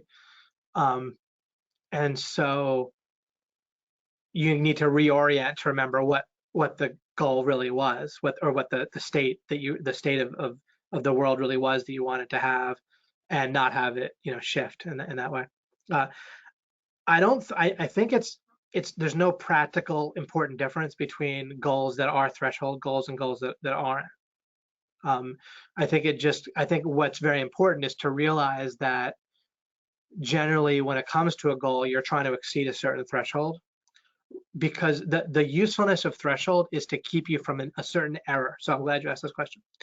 The error that you're really trying to avoid is where the goal metastasizes into where you need more and more and more of something rather than to get over a threshold. So to use an example, both for money and relationships, two quick ones. With relationships, you can find a person that exceeds what you're looking for, right? And what you're looking for is basically chemistry and someone that you can reach when it matters.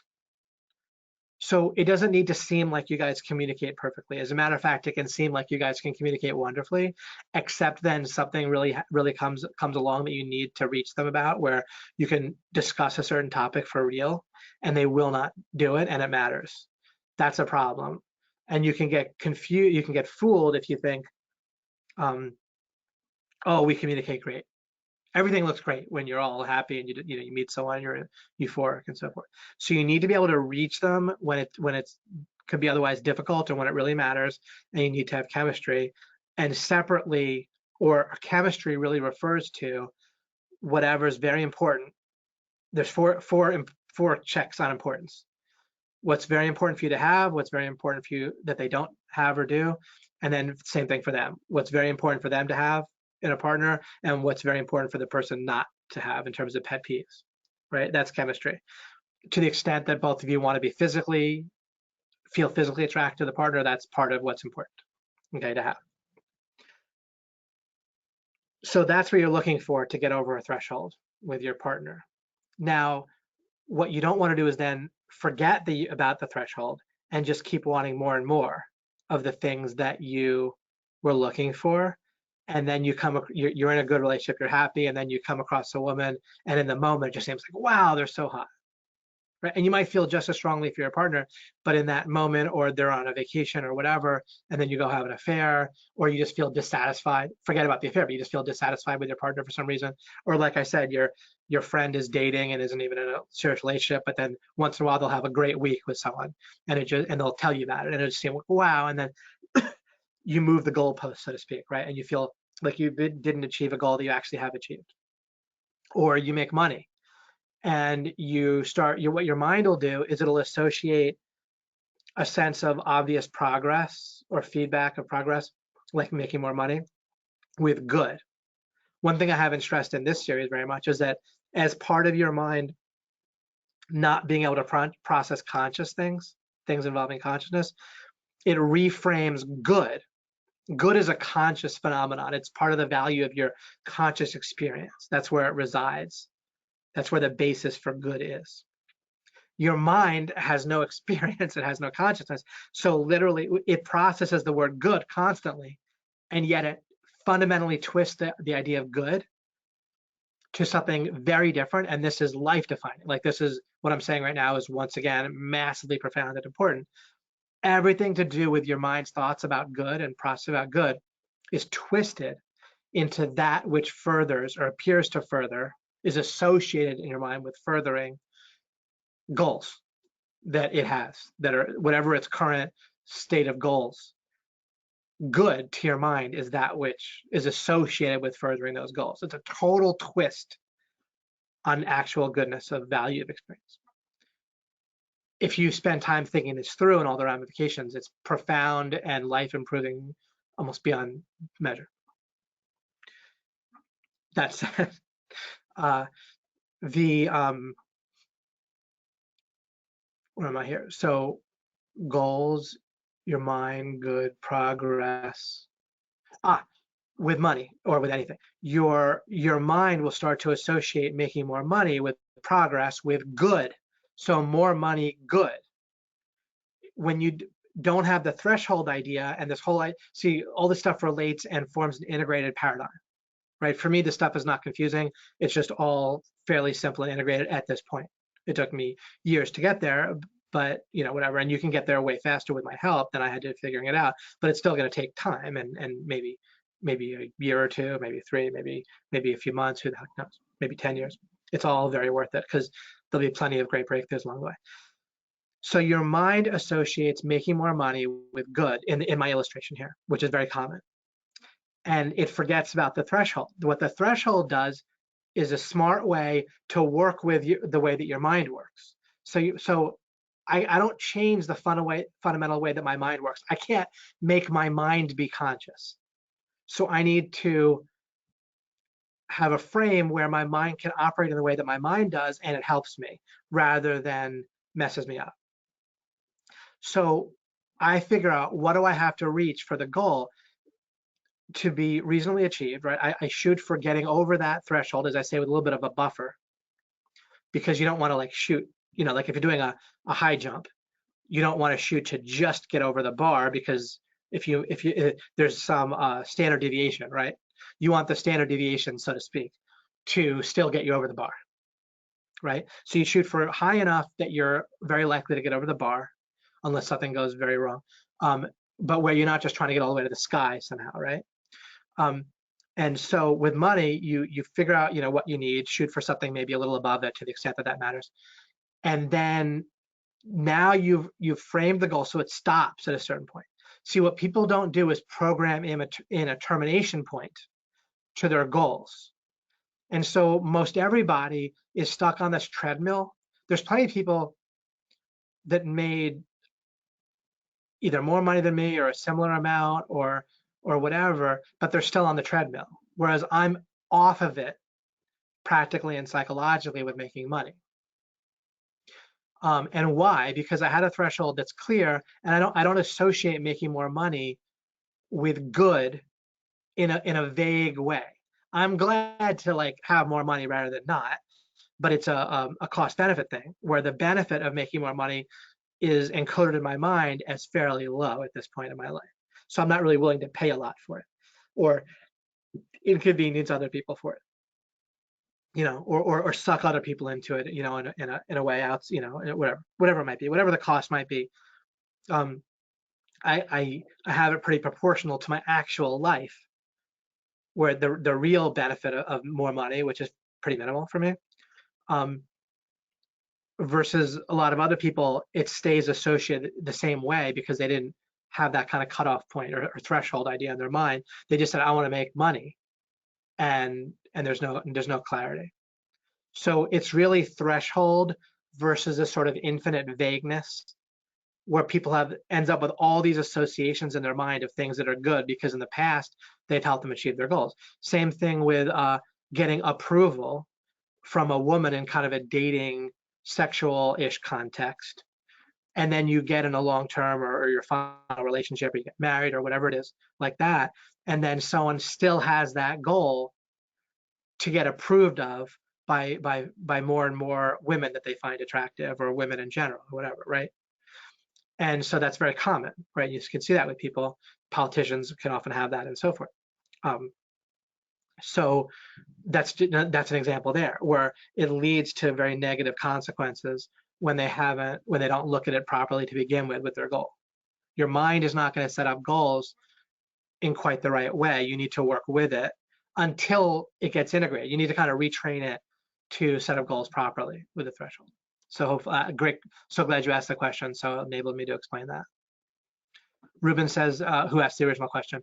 Ruben says, that's great stuff, David. Thank you. I've noticed a huge difference in goals that I've achieved with the threshold and didn't set a threshold for and continue to speak unclearly. Wonderful, terrific, exactly. So the threshold idea gives us clarity, and it's not an artificial clarity. See, often with success advice, they tell you to get clear on their goals, but clarity, you can't just impose clarity on something. If I just say, well, I want to make $10,000 a month, or I want to make this amount, a certain amount of money, that it doesn't give you clarity. You have to discover. Here's another way to phrase it. You have to discover clarity. You can't just declare or assert clarity. Right? This comes up with kids. With my son, I have one son, so one child who's a boy, who's now 8.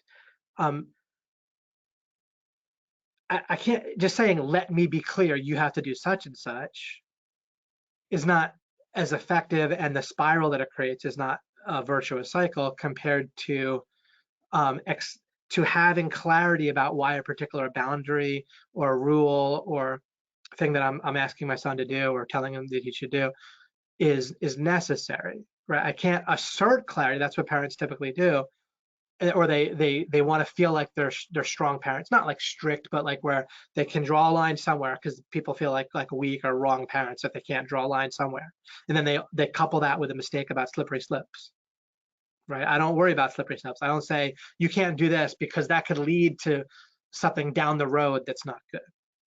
I just identify where it's not good and say we can't get there to begin with. That's where the boundary is, where it already isn't good.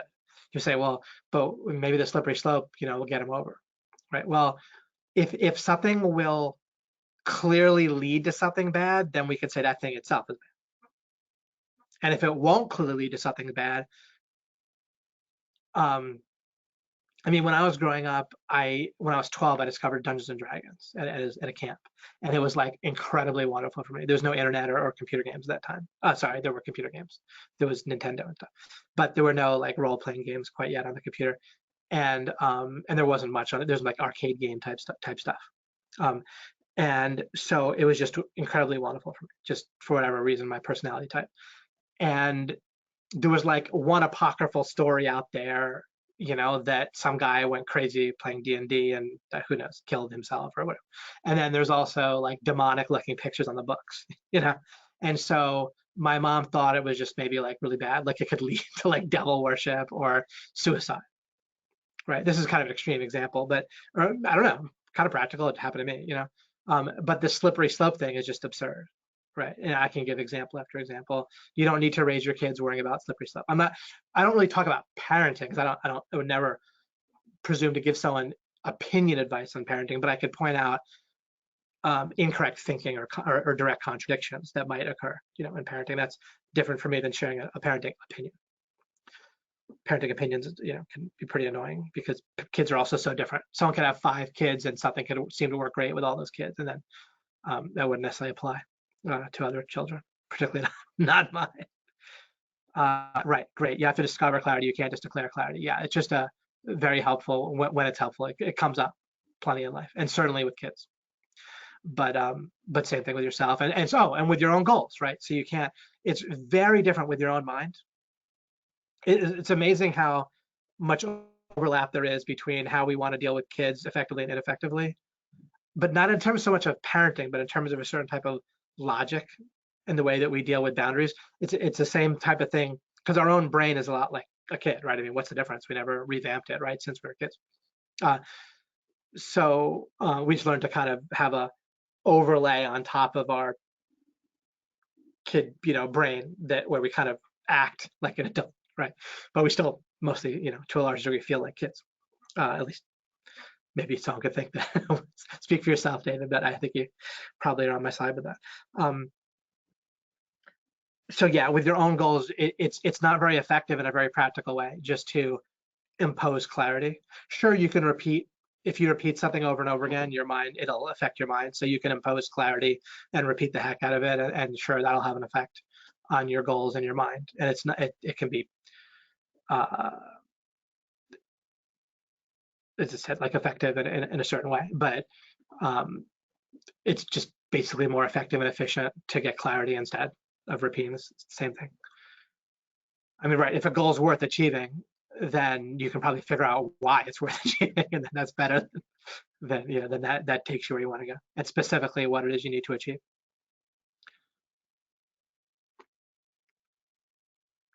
Fletch said, and I'll scroll up a bit because people might have said things earlier.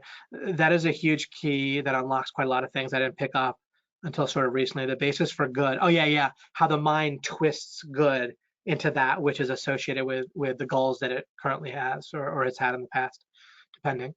And being aware of that difference is just massive, and the ripple effects of that, and just it's just a part of how you need to rebuild your understanding of your mind and goodness and existence and who you are and everything. And it's all just a terrific paradigm shift that's accurate.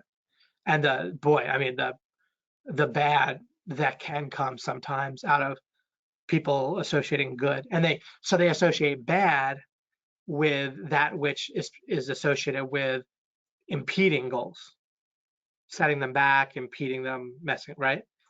And then now you're a kid growing up, your parents can have certain goals for you out of what they imagine, like related to their genuine love for you on some level, right? The problem is people are so limited in their understanding of goodness that and consciousness that it affects their understanding of love, which affects their capacity to love. But certainly parents do a ton of self-sacrificial things and so forth for their kids and in their own way, that their own limited way, love their kids.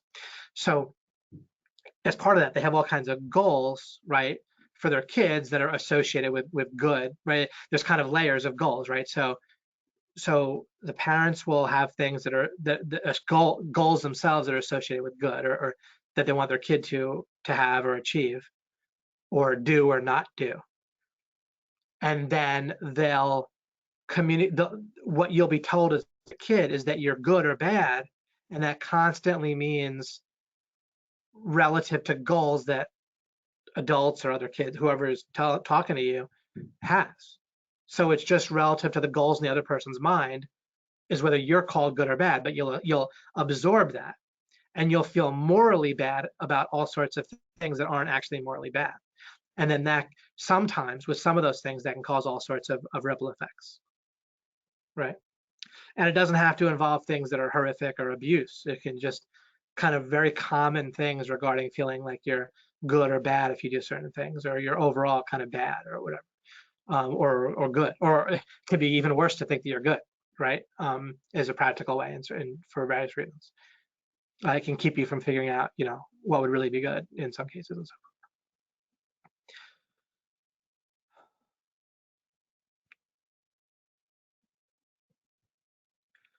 Suleiman says, I have a goal of, I have a goal. You probably just meant to say you have a goal of 15K per month via affiliate websites. I'm into it for 2+ years and it feels the progress is slow. How do you think about this situation? I think it's a reasonable goal, given that you have Greg and others, right? Jason Calori and so forth.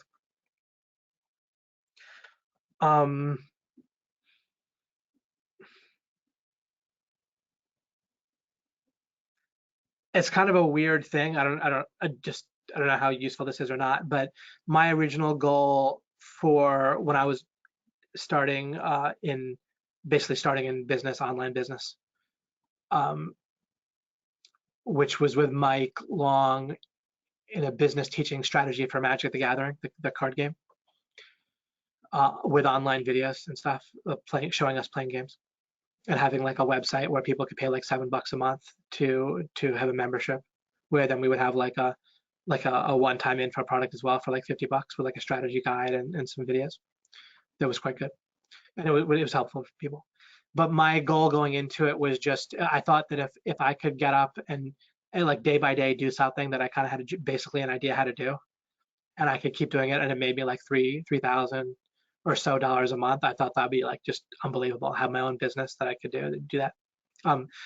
And so um,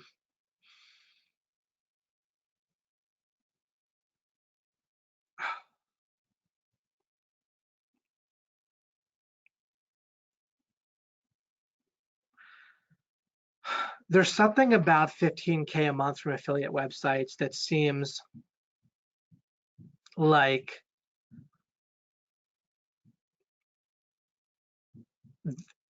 there's there that there's ingredients to deciding on that goal that are unnecessary. Like a total amount of money for your life to live in kind of a baseline, moderately comfortable way is something that can be doesn't necessarily have doesn't have to have unnecessary ingredients. A baseline amount of month, like 3,000 a month or whatever, or maybe a bit more, whatever it might be these days. It doesn't necessarily have unnecessary ingredients, but 15,000 a month makes me wonder if part of it is to like feel good about yourself or be able to sort of feel like be able to tell your wife I'm awesome, right? Or other people or yourself that you're awesome. I don't mean it's showboating, and I'm not being critical except of ideas. Like I kind of analyze ideas. That's what you want me to do. So that might play a certain part of it. And why does it have to be affiliate? I don't mean that you should change your business model or not, but I didn't say I want to have a goal of the magic strategy site making 3,000. Of course, I always want the path that I'm on to already be the right path. Like what I mean is of all things being equal, but I don't need to want it extra. So what I don't do is double down on that. So of course, by logic and by common sense, whatever, we'd rather our goal be as we'd rather be as close to our goal as possible, and to already again to be on the right path, whatever it means to be as close to our goal as possible. Of course, we'd rather that. We don't need to like reaffirm that or double down on it or kind of double up on it. And what I mean by doubling up on it is I didn't need to rephrase my goal of making $3,000 a month with something that I kind of just basically knew how to do and didn't hate. And notice that it was like something I don't hate rather than that I enjoy. Enjoy was kind of an extra, a bonus, which I didn't need to have, but I didn't want to hate it, right? So I really tried to pare it down to the basics. So that to the goal itself. The affiliate website's a little bit like saying like, and I want her to have brown hair, or I want it to be the person I'm currently dating, to be like, of course you want the person you're currently dating to be the one that you're gonna be the significant other for life or whatever, right? I mean, of course, for many people in many situations, right? In a certain type of stipulation, of course you want that, but there's no reason to state it. There's no reason to double down on it because then that artificially constrains it in a way that doesn't make any sense. So it's already kind of assumed to the extent that it needs to be assumed, right? But there's no reason to state it with the affiliate website, you see? So I would pare down your goal. And this has nothing to do with dumbing down your goal or compromising. Clarity is not compromise, right? Anything that's a compromise, you don't have to do, but don't get confused between like what you like. Instead of compromising with goals, you can distinguish goals. And instead of trying to bite off two steps at once, you can bite off one step. So if I said my first step, obviously I far exceeded the $3,000 a month, right? That's what's fascinating is nothing about focusing in on one step instead of trying to feel like I have to get 2 or 3 or 4 steps at once is necessary. Like instead, I went all in on the only thing that's like, this is an oversimplified statement in a number of ways, but I'll just say it. The only thing that's really hard is getting started. Is like the rest isn't very hard in life. You could find a whole bunch of like mistakes of oversimplification in that sense. However, as a practical thing, it's still wildly helpful. So Pare back that goal in every way that you can. In the same way, if you say, I want to meet somebody that just has the following characteristics, right? Like I talked about, chemistry, and I can reach them. And chemistry means they like you back, and chemistry takes care of all those 4 important check marks, okay? And then that I can reach them if necessary. I pared it back all the way to that, and I found someone who so far exceeded that I'm 16 years later, I'm radically excited about, okay? Like in a practical way, like I feel excitement. I don't just mean like in theory I'm excited, but I feel like weirdly excited about my wife, my marriage, and stuff like that. So to where I almost think I'm weird and how excited I feel, right, or how attracted I feel, but it's very strong. So both with money, like there's 2 huge things in life, right? Like my love relationship and with money, I pared back my goal to the bare minimum, went all in on that, and so far exceeded them both that it's like staggering. So I must not have been compromising in a way that was detrimental, right? You know what I'm saying? This whole idea of, oh, make your goals huge and so forth. I get the psychology behind that, and my way is better. And long story short, just because I'm not going to like and feel free to keep bringing it up until I kind of delve into that in the future. But there's a cost and there's a benefit to making your goals big. And there's a cost and a benefit to my way, so to speak, of paring them back to the very, very first step and going all in on that first step, that first chunk, whatever. What's the smallest amount? That's it. But when you've heard of, to those of you who've heard about me talk about semi-soft locks, that's pretty much captures why this is so big and why so effective. You figure out that minimum amount where you're inevitably, it's going to be so much easier to win after that, where all you have to do is be competent. A semi-soft lock is the minimum amount, the minimum sub goal, whatever, right? That you achieve. Like in that case, the 3,000 a month, where I didn't hate it, and I knew what I was doing. I could keep doing it. I didn't hate it. Same thing with to explain with the relationship, chemistry, and I can reach them. All right, minimum. Go all in on that. So what's going to happen? You don't have to marry the person the next day. Right? I didn't have to stop at 3,000. But the only hard part was getting to the semi-soft lock, and maybe it's not even hard. But if it's otherwise going to be, the whole point of needing a good success meta strategy is for the goals that we wouldn't achieve easily, right? Through talent, luck, whatever the heck, right? Or the normal way, perseverance, whatever. Okay, but the only reason we need a powerful meta strategy that's really right is for the things that we wouldn't otherwise achieve. Like there's a whole bunch of stuff you'd achieve without the powerful meta strategy. Then there's stuff you only achieve with it. So again, you'd only achieve it with it, so you wouldn't get it otherwise, right? So you're like the things you're having difficulty with, like you say, you feel like it's slow. So for those things, you break it down into what's the minimum that you can get, where all you have to do is be reasonably competent afterwards, which you can always be reasonably competent at something like that, or virtually always. And again, if you wouldn't achieve it anyway, so this is your max. You're going to maximize in this way. So without this meta strategy, you wouldn't achieve these types of goals for you, whatever they are. Then you go all in, put whatever it takes into just getting that fairly small thing, whatever it took to get to $3,000 a month, whatever it took to meet someone where I had chemistry and I thought I could reach them.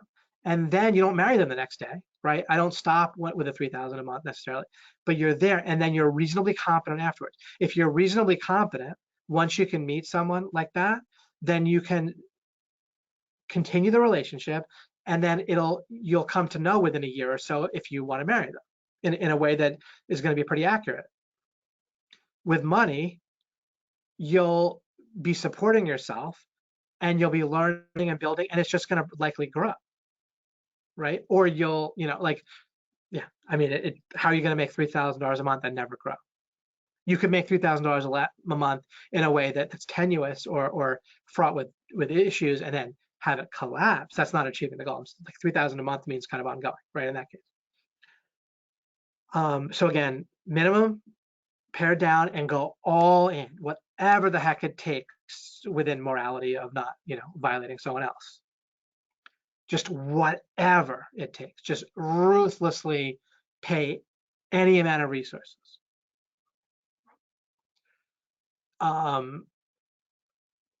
Does not necessarily mean resources you don't have, by the way. So there's times for deficit spending, a reasonable amount of deficit spending, but where you're not going to blow yourself out, right? And there you go. So that's my answer to Suleiman. Oops, a lot of comments. Okay, I'll actually end the webinar here and try to keep this to about 2 hours today. And thank you for all your wonderful questions and comments. Keep in mind, you guys can, if you want, discuss amongst yourselves. Or I might type some things. I might go back through reading these. Maybe I'll develop a format over time as I start to hit a critical mass of getting the basics out with law of implication, where every other webinar I even go back. Not only do I open up to questions, but I go back to previous questions from previous webinars, things like that. But either way, I need to end at some point. So wonderful, and thank you for the wonderful questions, amazing comments, and then questions that sparked me to explain a bunch of stuff. Thank you so much for the PDF, Mike, and thanks for pointing that out, Fletch. Brilliance on demand, love it. Thanks, Thomas. Yeah, this is I like how this webinar came out, and it should be particularly helpful and for new people too. You're very, very welcome, guys. Very welcome. Thanks, Ashley. I appreciate that so much. You're very welcome, Megan. Thanks, guys. You guys are so kind. You're very welcome. Take care, guys, and I will see you in probably 2 weeks. But keep your eyes open in a week. We'll see how it goes. I mean, keep your eyes open in a few days, and I'll say one way or the other. I'll announce the next webinar in a few days, whether or not it's this coming week or next week. Take care, all.